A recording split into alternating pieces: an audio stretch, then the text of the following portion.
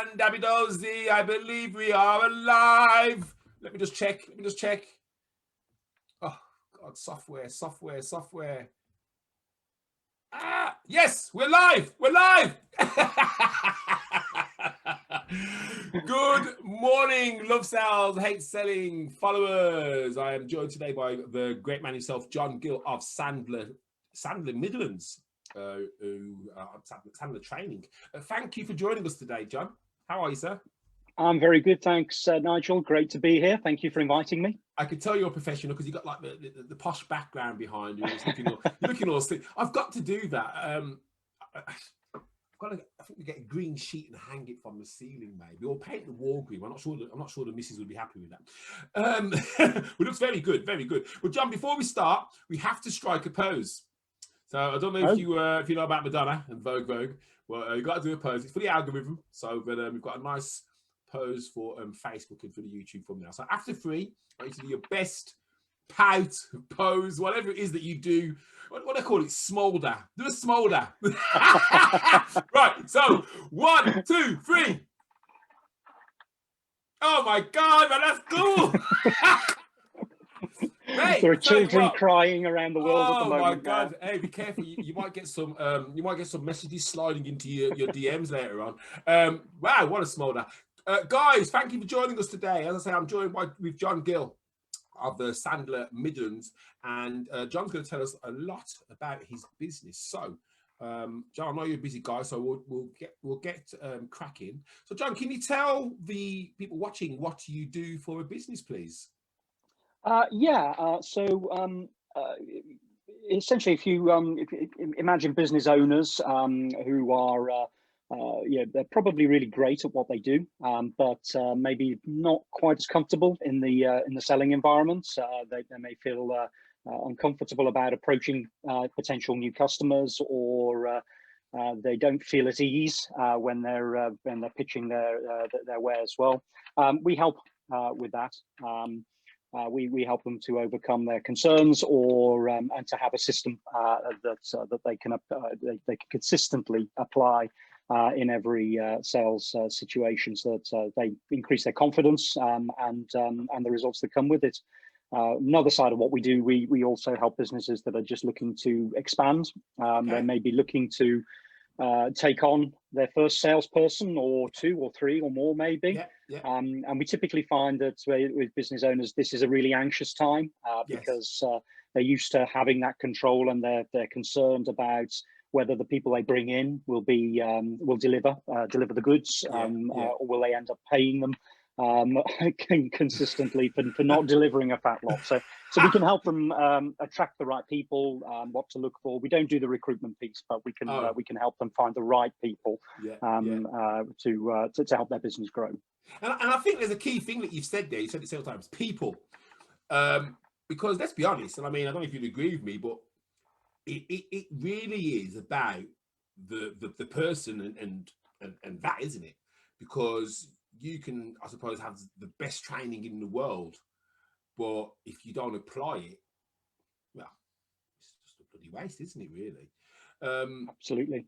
Have you ever had to train? I mean, what's the youngest salespeople you've had to train for a company? I've trained people straight out of college. So people as young as 18.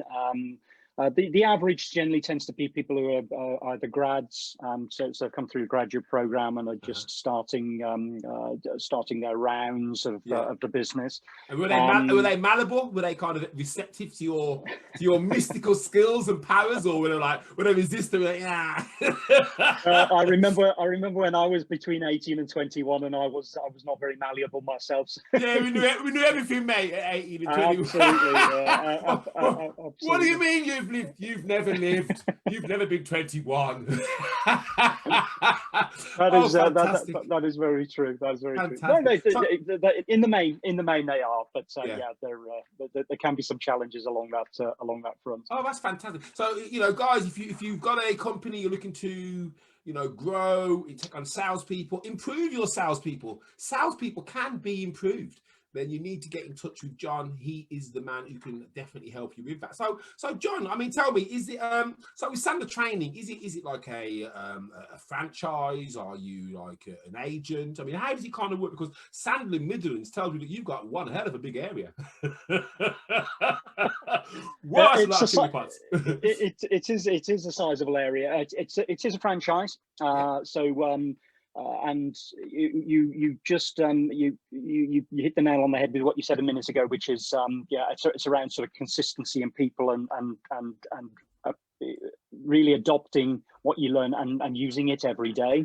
Where Sandler's a little bit different is that the franchisees basically run their business using everything that we teach. So we're out there, we're prospecting for business ourselves. We're building our own businesses rather than if you like, having potential prospects put in front of us and then just trying to train them. So we walk the talk as well as you're in the battle zone fighting off the missiles and like we are indeed. We don't just sit there and tell people you need to pick up the telephone or you need to make cold calls or you need to do the really challenging stuff. We get out there, we live it. Get your hands dirty.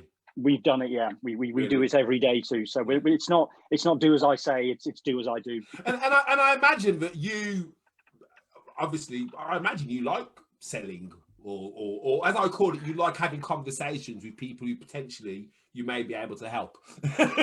So absolutely, well, I've spent 25 years in sales. I know what you're thinking. Don't look old enough, but it's true.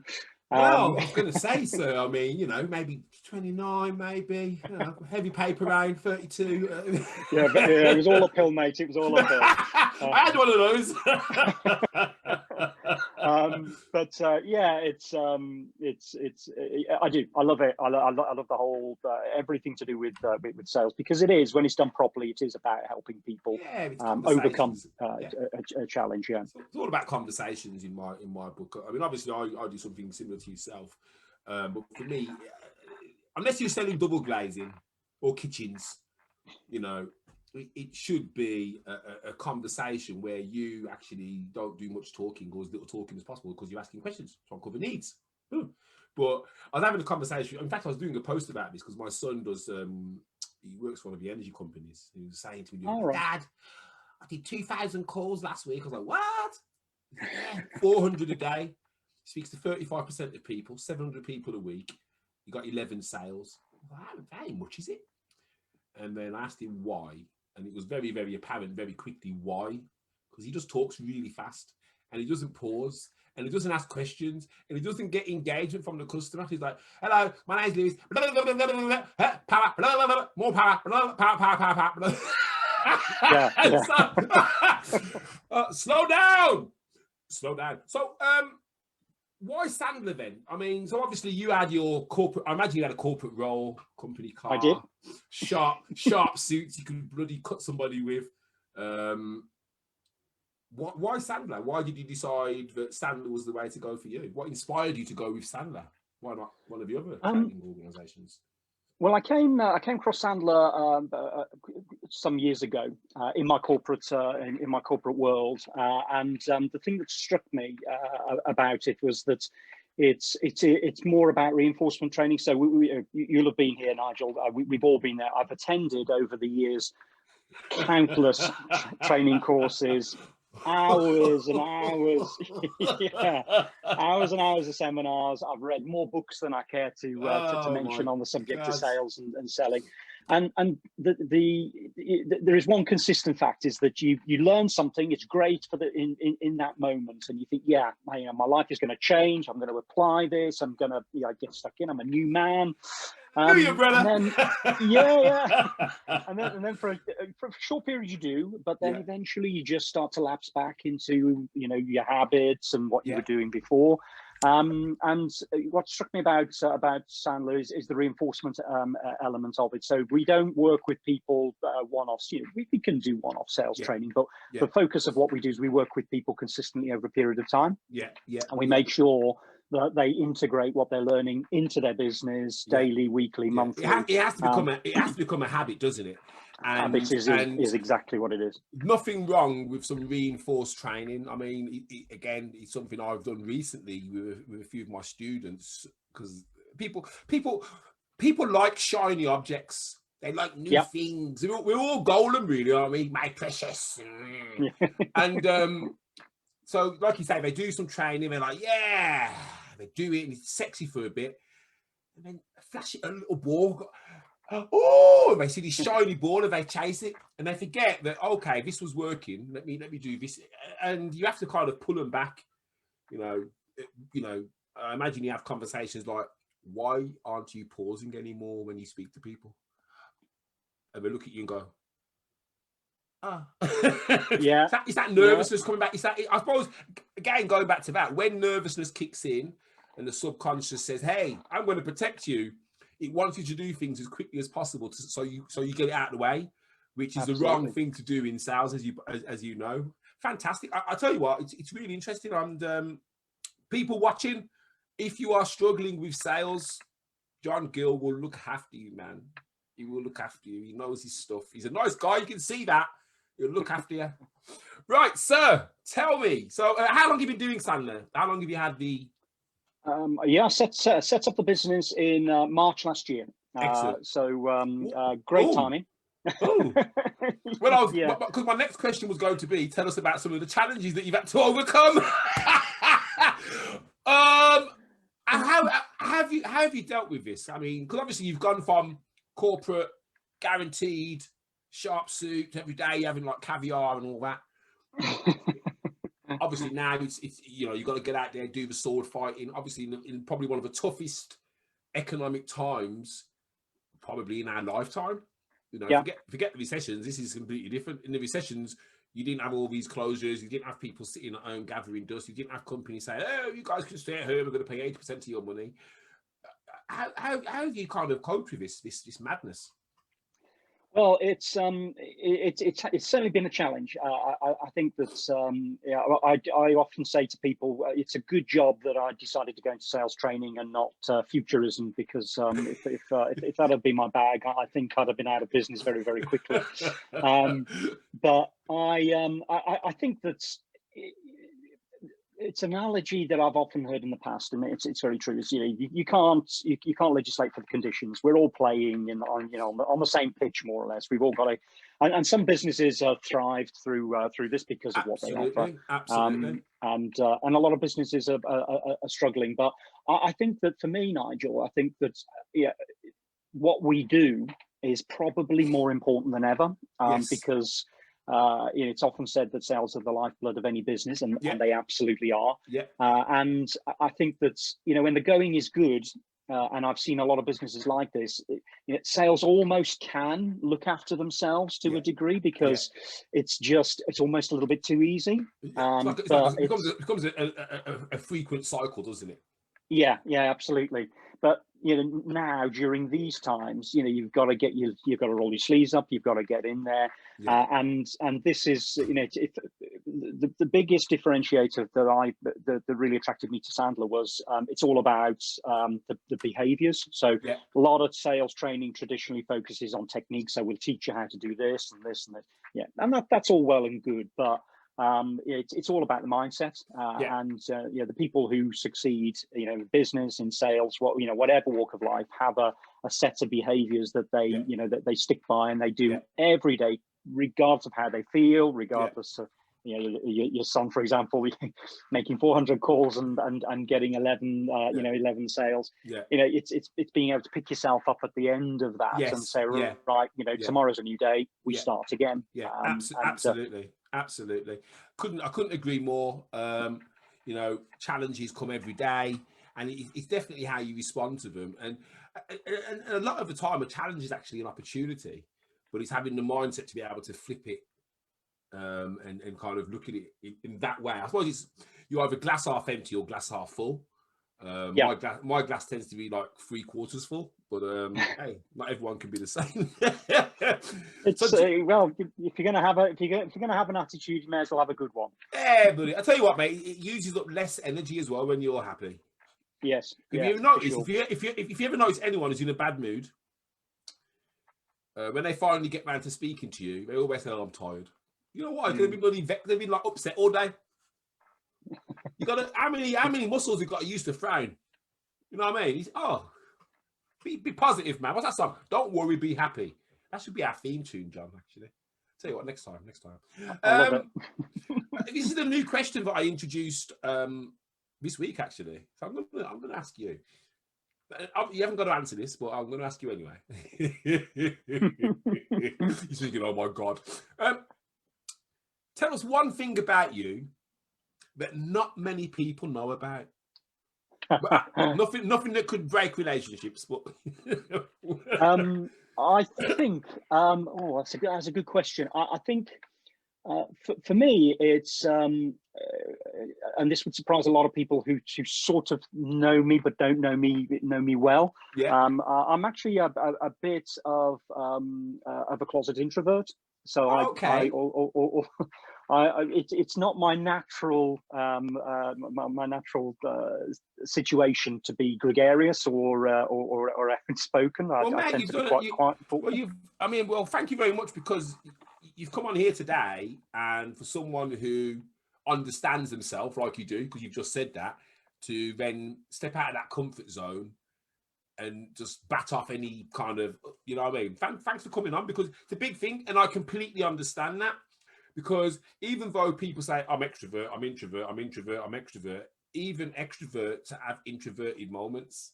Yeah. Where that imposter syndrome, oh, I don't want to do that because I'm not sure. Me, myself, I have days where I'm like,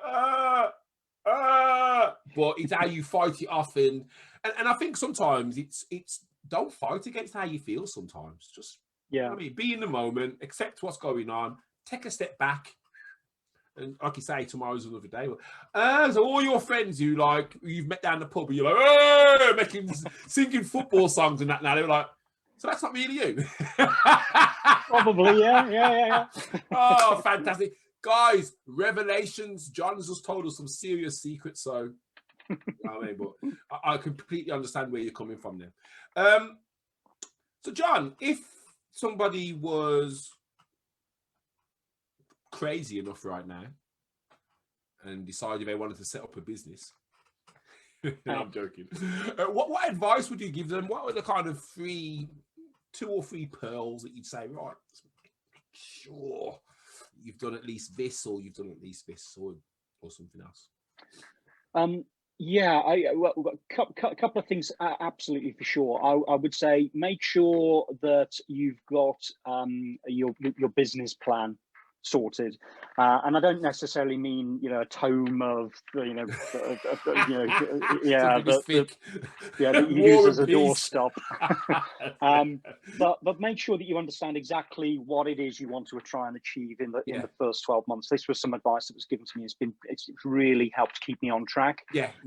Because everybody has a view that maybe they want to retire at 55, or they want to they want a desert island, whatever your dream desert is. Island. It's your dream. John, you got fancy dreams, man. I'm gonna start coming out with you, mate. I like how you talk. But I think it's keeping your head on straight, certainly for the first 12 months.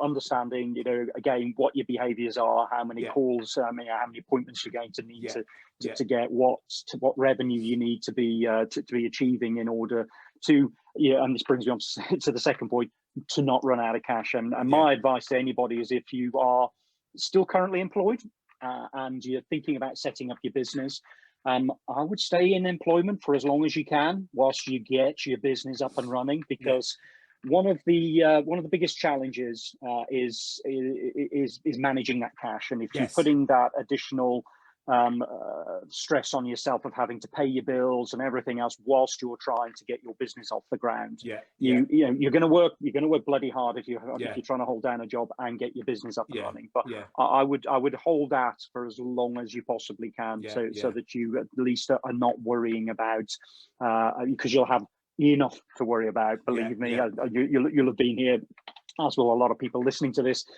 who have got established businesses. You've got enough to worry about in those first few months and years even. without having to worry about whether the mortgage is getting paid at the end of the month. Exactly, So exactly. that would also be my advice. Don't jump until you're sure that your business can support you. I've just I read a lot. I've just finished reading a book called Shoe Dog by Phil Knight, who was the guy who set up Nike. Chew dog. Shoe Dog. Oh, shoe dog. Shoe dog. Yeah. I think it says chew dog. Yeah. Shoe dog. Okay. And even he was working as a consultant for an accountancy firm whilst he was getting Nike up and running. Yeah. So if it works for him, then certainly there's it does make complete sense. I mean, the obviously though, like I said, some people, they see a shiny ball, they want to do it now. The excitement of having their own thing far outweighs the orders they take from some grey suit in an office. The one thing I'd probably add to that, if you can't wait, if you feel you need to start a business, is at least pay your bills 12 months in advance. Get your council tax paid up for 12 months. Get all your water.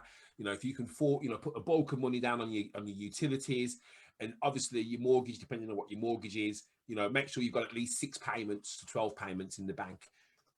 Then it's probably worth taking, because what we're talking about in essence is someone taking a chance on themselves, aren't we? Yes. And that's what it is. And I like people who take a chance on themselves, because we live once, and there's far too many people who expire and their last days are spent saying, if only and what if.